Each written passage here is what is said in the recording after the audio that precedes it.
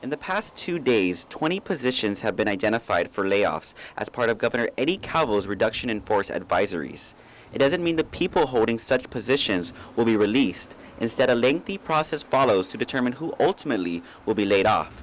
According to Department of Administration Human Resources Administrator Shane Nata, that process begins with running a retention register for employees in the identified positions up for layoffs. And the way that works is it's a combination of years of service and performance.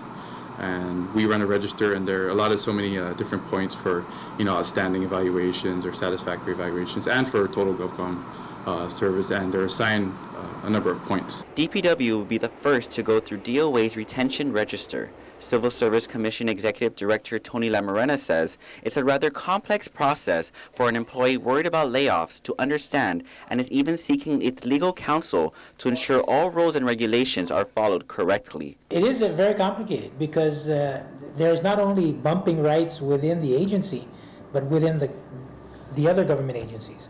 So if you had an individual that was terminated in one agency based on his retention registry scores, he can actually, or she can actually, look at other positions in the same class within their respective agency. If none is available, then they can actually look at other agencies. So the individual who is originally identified to be terminated may not in fact be the one to be terminated. It may be someone else within another agency.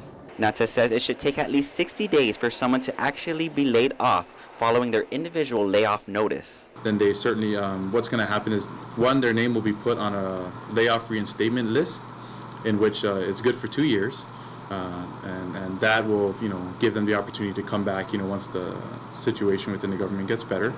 And they also will be put into the priority placement program, of which they will be able to sign up for positions which they qualify for.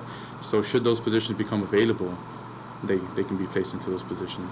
Although no actual layoffs have taken place yet, Lamarena says he has been receiving inquiries from employees worried about their jobs, but can't address any concerns or issues until action is taken. He does expect many once layoffs are implemented. You're dealing with an individual's job. Obviously he won't be able to pay his mortgage and that type of thing, and so more than likely in these situations employees will appeal, just to ensure that all procedures were followed. If you want to know what the procedures are, you'll find them on DOA's website. Reporting for Guam's News Network, I'm Ken Quintaniza.